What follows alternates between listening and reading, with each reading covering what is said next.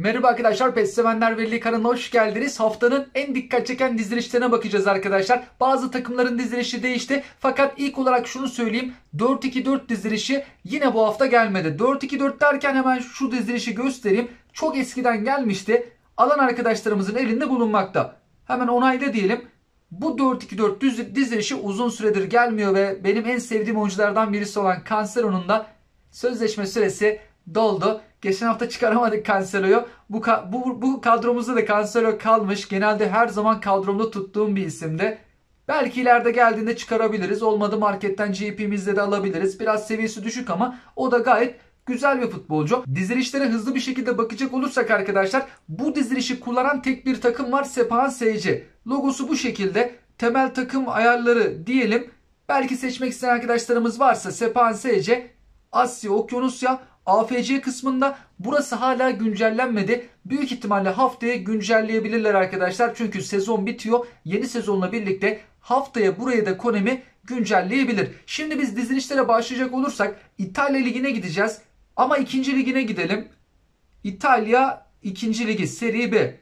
Cremona'lı bir takım var bu. Cremona GR. Cremona. Herhalde öyle okunuyor da olabilir. Yanlış da telaffuz etmiş olabiliriz arkadaşlar. Bu takımın dizilişi bu hafta dikkat çeken dizilişlerden. Ben ilk başta gördüğümde beşli zannettim.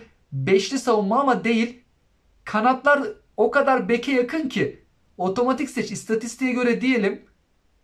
Yani kanatlara hatta savunması güçlü, çift yönlü oynayabilen isimler yerleştirirsek bek gibi hücuma da katılır, savunmaya da yardıma gelir. Denenebilir. Benim dikkatimi çeken dizilişlerden oldu. Bu hafta bu dizilişi deneyebiliriz. Göbekleri ofansif orta saha yapabiliriz. Ben kullanırsam ama kanatlara savunma tarafı güçlü isimler yerleştiririm. Hatta kanatta şöyle yüksek oynayabilen isimler olsa.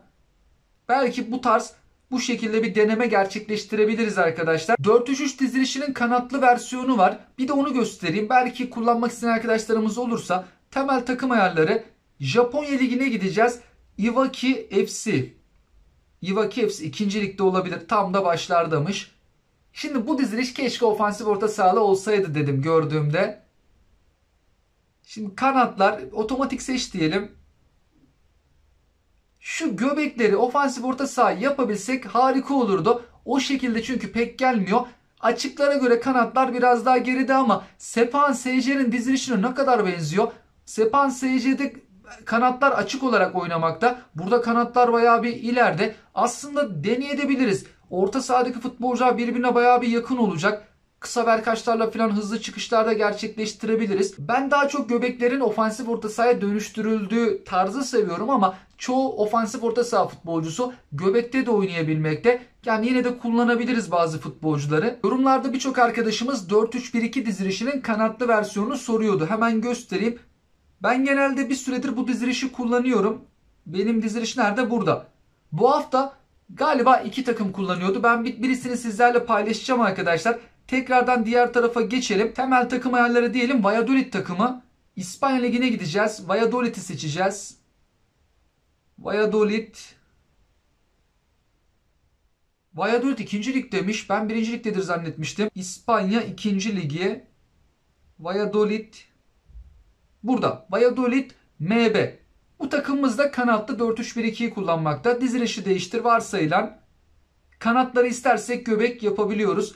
Santraforları GF yapabiliriz. Ofansif orta sahayı da göbek yapabiliyoruz. İstersek Dosu da göbek yapabiliriz. Kenardan gelebiliyoruz. 2 santrafor olduğu için de orta kafa gol de yapabiliriz. Ofansif orta sahaya rakip ceza sahasına koşu yapan oyuncu tercih edersek 3 forvet gibi de olabiliyor. Ama ofansif orta saha futbolcusu da çok yorulur. Oynadığı pozisyon gereği dayanıklılığının yüksek olması lazım. Yoksa ilk yarı bitmeden kırmızıyı yakabilir. Oyunda bulunan 4-2-1-3'ten biraz daha farklı bir 4-2-1-3 dizilişimiz var arkadaşlar. Şimdi oyundaki 4-2-1-3 buydu. Önceki haftalarda da gelmişti. Zambiya milli takım arkadaşlar bir süredir 4-2-1-3'ün farklı bir şeklini kullanıyor. Hemen bakalım temel takım oyun ayarları. Zambiya'yı seçeceğiz. Afrika milli Zambiya. Zambiya'nın dizilişi bu şekilde. Açıklar biraz geride. Hatta şu göbeği ofansif orta saha yapalım. Oyundakinden farklı olarak en belirgin fark Açıkların biraz daha geri gelmesi. Geçtiğimiz günlerde bir arkadaşımız Arjantin milli takımının dizilişiyle maç oynamamı istemişti. Ben hatta 1-2 ay önce galiba oynamıştım. Birkaç maç atmıştım. Uzun süredir de oynamadım. Arjantin milli takımının dizilişi değişmedi arkadaşlar. Hemen göstereyim. Güney Amerika milli takım Arjantin. 4-2-2-2 dizilişini kullanıyorlar fakat iki santrafor yan yana değil. Bir tanesi GF şeklinde geride konumlanmış durumda. Ben hatta bu dizilişle oynadığımda GF olan yere Messi'yi yerleştiriyordum. Aynen bu şekilde. Belki yani bu şekilde de maça çıkabiliriz. Uzun süredir ben de oynamamıştım. İkisi yan yana olsun dersek birçok takım 4-2-2 dizilişini kullanmakta. Mesela Uruguay temel takım ayarları. Uruguay, Güney Amerika, milli. Uruguay'a geçelim. Uruguay'da santraforlar yan yana. Diğer oyunculara bakalım. Onlarda herhangi bir değişiklik olacak mı? Diğer oyuncuların pozisyonu aynı kaldı. Çünkü bazen işte orta saha futbolcuları geri gelebiliyor. Kanatlar geri gelebilir, ileri gidebilir. Az öncekinden farklı.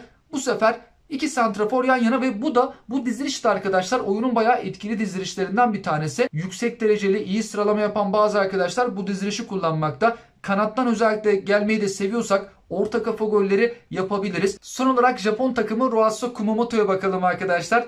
Genelde farklı diziliş kullanmayı seviyor bu takım. 3 stoperle oynuyorlar. Kanat, açık, ofansif orta saha oluyor. Geçen haftaya göre biraz değiştirmişler dizilişi.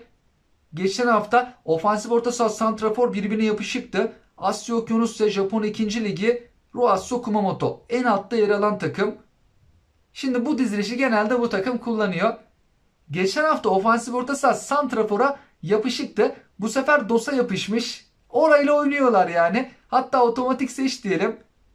Ben 3 stoperle oynamayı bir türlü iyi beceremiyorum. PES zamanında oynuyordum ama eFootball'da çok sorun yaşıyorum. Ara ara deniyorum. Hücum yaparken keyif alıyorum ama savunmada ecel telleri döküyorum. Kanatlara falan ben kesin böyle savunması güçlü isimler yerleştirirdim. Bu sefer DOS'la ofansif orta saha yapışık oyuncu rollerinden ofansif orta sahaya istersek göbek yapabiliriz. Kanatları da göbek yapabiliriz. Açığı GF, santraforu da GF şeklinde değiştirebiliriz. Bu haftanın dikkat çeken dizilişleri bunlardı arkadaşlar. Mesela 3 ofansif orta sahalı, 4'lü savunmalı bir diziliş gelmedi. 4-2-4 gelmedi. 4-1-1-4 gelmedi. Uzun süredir gelmiyor.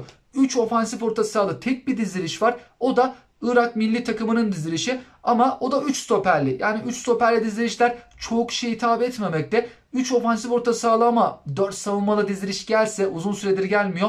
O da eFootball 2024'te etkili olunabilecek dizilişlerden bir tanesi. Sizler de son zamanlarda en çok kullandığınız, en beğendiğiniz ya da son zamanlarda hiç beğenmediğiniz dizilişler varsa ya bu diziliş bozuldu. Eskiden bayağı iyiydi fakat eFootball 2024'te özellikle çok iş yapmıyor dediğiniz diziliş, oyun tarzı varsa bizlerle paylaşabilirsiniz. Ben eFootball 2024'e geçtikten sonra İki santraforla dizilişleri daha çok kullanmaya çalışıyorum. Benim son dönemlerde kullandığım diziliş de bu oldu. Ben kanattan gelmeyi de sevdiğim için kanatlı bu dizilişi kullanıyorum. Ortadan özellikle gelen arkadaşlarımız kanatlı değil göbekli dizilişi daha çok kullanacaktır. Mesela hemen göstereyim ben. Real Madrid takımının dizilişi. Real Madrid de bu hafta dikkat çeken dizilişlerden birisine sahip. 4-3-1-2 orta taraf baklava dilimi İspanya Ligi Real Madrid 4-3-1-2. Hatta bir otomatik seç diyelim istatistiğe göre.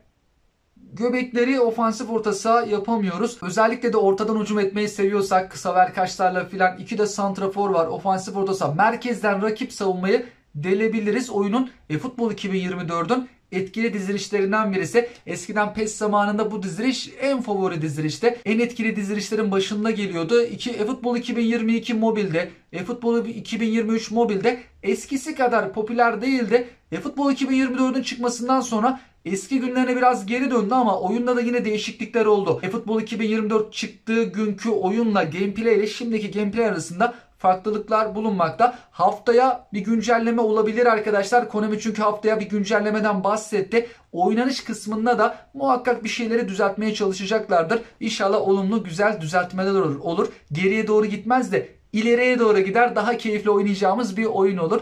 Tüm bunlarla alakalı sizler de yorum ve görüşlerinizi bizlerle paylaşabilirsiniz. Hoşça kalın.